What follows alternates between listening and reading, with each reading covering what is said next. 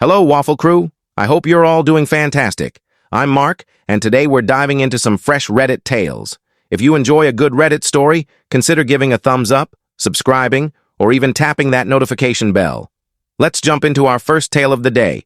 Much love, everyone. Our first story comes from Lily G, who posted about whether she's the jerk for supposedly wrecking her cousin's life by existing, being pregnant, and allegedly taking her baby name. Before we dive in, a quick trigger warning. This story mentions miscarriage, so if that's tough for you, feel free to skip ahead.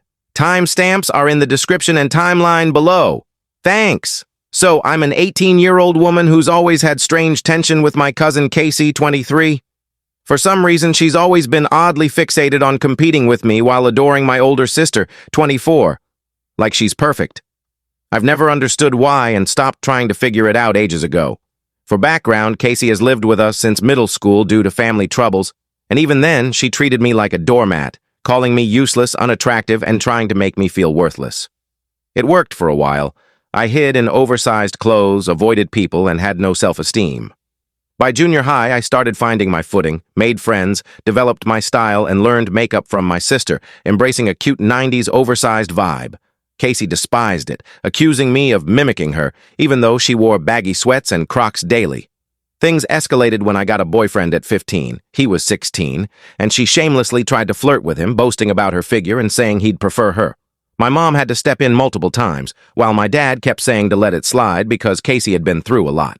Spoiler, everyone always says she's been through a lot. I graduated high school early at 16 with honors and college credits. Casey loathed it, calling me a stupid nobody who'd never succeed. She didn't even show up to my graduation while she dropped out of college twice. Jealousy? Definitely. Things got worse when I found out I was pregnant in November. Casey immediately spread rumors to our family that I didn't know the father, claiming it could be multiple guys or even someone over 31. I've been with my boyfriend for 2 years, so no one bought her lies. When that failed, she got pregnant herself to steal the spotlight but tragically miscarried in February. We supported her through it.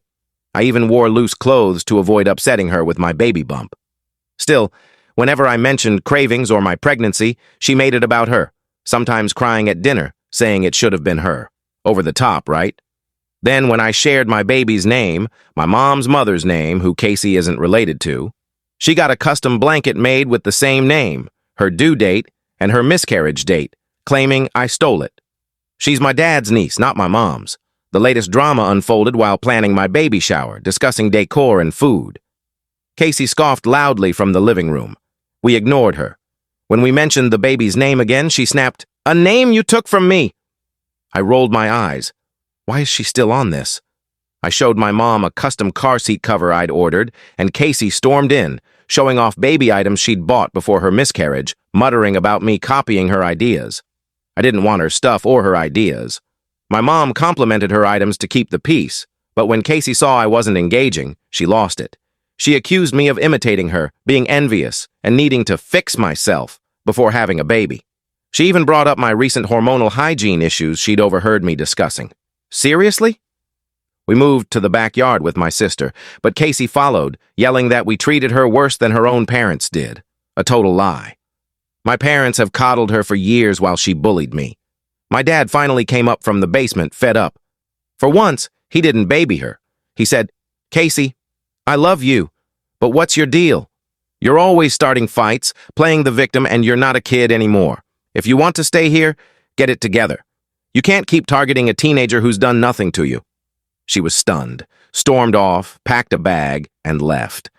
Later, she texted me, "You've won. I can't keep fighting you. You've always ruined my life, even when I was with my parents. You were always the favorite, and I've always hated you. You destroyed everything." I didn't reply, and we haven't heard from her since. In an edit, Lily G added, "I'm overwhelmed by your responses. Thank you for the support. To answer common questions, 1. Was Casey the youngest girl before me? Yes, she was the last girl born for 5 years before I came along, and with mostly boys in our family, that might explain her feelings. 2. On being a teen mom. I'm turning 19 soon, have been independent since working at 15, and run a small growing business. I live with my parents for now, but manage my life mostly. 3. Why no therapy for Casey? My mom pushed for it, but my dad doesn't believe in therapy, suggesting we pray or journal instead. That helped me sometimes, but Casey needed professional help. I've asked him recently to reconsider, but he brushed it off. 4. Parents' ages. Mom's 46, dad's 57, married since 1998, 26 years. 5. Casey's parents. Her dad was abusive to her and her mom. Her mom helped her escape to live with us, staying behind in Oakland, California, while we're on the East Coast. We've had no contact since they lost custody. 6. Why was I kind to her? I looked up to her, hoping we could be like sisters, since my older sister was rarely around. 7. Favoritism? Not really. If anything, Casey got more attention due to her past. I got extra toys as a kid because I was too young for their activities. 8. Where's Casey now? She's blocked us all and we don't know where she is. She has no job or stable place, which worries me. She might try to return. Casey's been through a lot, including her miscarriage, which is heartbreaking and likely fuels some of her behavior. But as we always say, that doesn't justify her actions. The adults here failed both girls. The pray it away or write it down approach to mental health is infuriating. I've seen this attitude in real life. Just magically fix it yourself. Casey needed help long ago, from the moment she arrived from an abusive situation and started targeting Lily. Instead, they dismissed it with, "She's been through a lot." The dad finally intervened, but it's too late. This mess was partly their creation. Still, Casey's behavior is inexcusable. I don't blame Lily for stepping back. It's unlikely to change soon. A commenter, TK, quoted Casey's "name you stole" line and said, "You mean my grandmother's name? My mom's name? Get over it." Electrical Elk wrote, "Her screaming was about her own self-hatred. She's jealous, unwell, and has unresolved issues, but that's no excuse for abuse. Keep your distance." Lily replied, "It means a lot to hear that. I wish the adults had acted sooner. I'm grateful my dad finally sees it, and I'm focusing on my peace." Covert Pudding said, "Not the jerk. Your dad finally stepped up, but he should have gotten her therapy years ago. Her bullying and projection are toxic. Gray rocking her was smart." Lily responded, "Thanks, yeah, earlier intervention would have helped. My dad's anti-therapy stance didn't help." Method Maven noted, "Your dad's failure to get her help worsened her pain. It's sad, but she's taken it out on you." Lily agreed. "It's done more harm than he knows. I don't excuse her, but she's been struggling with no support." Sinosaurus added, "Your parents are the jerks for letting this happen. Set firm boundaries if she returns." Lily later updated, "Casey returned 2 days later, drunk and high at 1 a.m. My parents were up watching a movie. My dad, a recovering alcoholic sober since I was 14, was livid. They tried talking, but she just cried and went to bed. While my parents stepped out to smoke, Casey tried entering my locked room, whisper-yelling insults and demanding to talk. I told her to leave until morning, but she banged on my door, saying I'd never outshine her and calling me the family's ugly outcast. I recorded it, sent it to my dad, who stormed in and told her to pack and leave by morning. Her behavior was unacceptable. She cried, claiming we were all she had, but he insisted she needed therapy to stay. My mom reinforced that her treatment of me was wrong. I watched it unfold on our security cameras. Yes, I'm that petty. Then my sister Monica texted, siding with Casey. "Why do you make things hard? She just wanted to talk." I replied, "It's 1 a.m. I'm exhausted. What do you expect?" Monica said, "Stop playing victim. You're exhausting." I shot back, "What have I done?" "I cook, clean, and try to be kind." "You're 24 with a degree you don't use. Stop texting." I cried. I looked up to them both. Casey left to stay with a friend, begging my parents to reconsider, but they're firm, therapy or no return.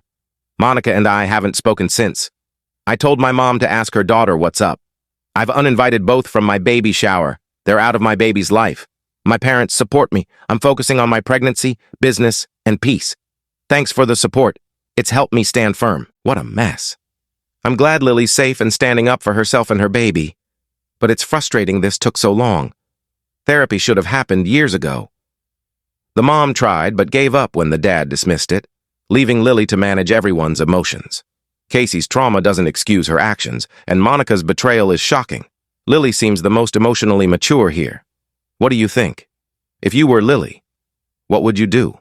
Share in the comments. Next, From the Am I Overreacting subreddit, Dry Instruction 3284 asks if he's overreacting to his girlfriend attending her ex's birthday party without telling him. I'm 29, male, dating Lena, 27, for 10 months. Things are great. She's witty, smart, independent, and we've discussed moving in together. No issues until this weekend. On Saturday, Lena said she was hanging out with college friends. Fine. I was watching a game with my brother. But Sunday, I saw an Instagram story captioned, "Happy birthday, Jason." Jason's her ex, who she dated for 3 years before we met. They're on okay terms, not close. So I asked, "Were you at Jason's party?" She seemed caught off guard, said it was no big deal, just a group thing, and she didn't think I'd care. I calmly said I wished she'd told me. She got defensive, saying I was overblowing it and wasn't hiding anything, but she kind of was. I'm not controlling. And I know exes can be friends, but her vagueness feels off.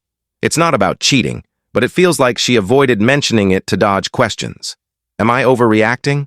Comments were mixed. Some called it a deal breaker. Others noted her lack of transparency. For me, it's shady. I'm fine with exes being friends, but she should have said, "I'm going to my ex's party with mutual friends. Is that okay?" Her defensive reaction speaks volumes. A commenter said, "I wouldn't mind if she was upfront. It's reasonable to check with your partner about exes. If it's not okay, you learn about compatibility. Hiding it makes it suspicious." Orange red flag. Professional Duck asked, "Are Lena, her friends, and Jason in the same friend group?" It's odd if not. Churro shared, "My ex asked to dine with her ex-fiancé for her birthday. I freaked out, felt insecure, and it tanked our relationship. Trust your gut." Kiki Girl said, "You reacted well." Not telling is lying. I always check with my fiancé about anything that might bother him. If she gaslights you, run. OP updated. I talked to Lena tonight saying it wasn't the party but her secrecy that bugged me. She rolled her eyes but didn't push back much, just said she didn't want to make it a thing. No real apology, just smoothing it over. The vibe shifted. She left soon after. I'm reading comments and unsure how I feel. It's not resolved. She didn't care why it bothered me, just wanted to move on. It's not breakup level yet, but something's off. Thanks for the input. Her dismissal, eye-rolling and leaving, shows she's avoiding accountability. Where's this headed? Share your thoughts below. Finally, a quick one from the Am I the Arsehole subreddit by Nurse B89. Am I the jerk for ordering alcohol? I'm on a solo all-inclusive trip in Tenerife, where the hotel seats people at shared tables of 8 to foster community. Last night, I was first at my table with a glass of wine. A family of 5, 2 adults, 3 kids, joined me. The mom said, "We don't want our kids exposed to women drinking alcohol." I smiled and said they could request a new table, but I'd keep my wine. They made snarky remarks about me being alone. When I stepped away for food, my wine vanished. A waiter checked my wristband, saying the family reported me as underage. He apologized and brought a new glass. I upped the ante, asking for a full bottle and 2 vodka shots. The family stormed out when I drank the shots. In Tenerife's all-inclusive scene, those kids will need blinders. OP's pettiness was fun, but what would you do? Would you comply with their audacious request? Share below. Before I go, a quick personal story. I was on a cramped budget flight from Cyprus recently, stuck in the middle seat.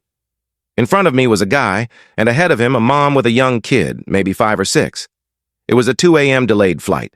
Everyone was cranky. The kid fell asleep, but later woke up, reached back, and knocked the guy's coffee, spilling a bit. He growled, clearly pissed. The mom apologized, saying the kid was groggy, but he snapped, "Control your kid! This is hot coffee!" Everyone froze. They glared at each other for the rest of the flight. I peeked through the seat gap, nosy, I know. The guy seemed like a jerk, one-upping a woman next to him earlier. Drama follows me, I swear. Thanks for joining today. Your support means everything.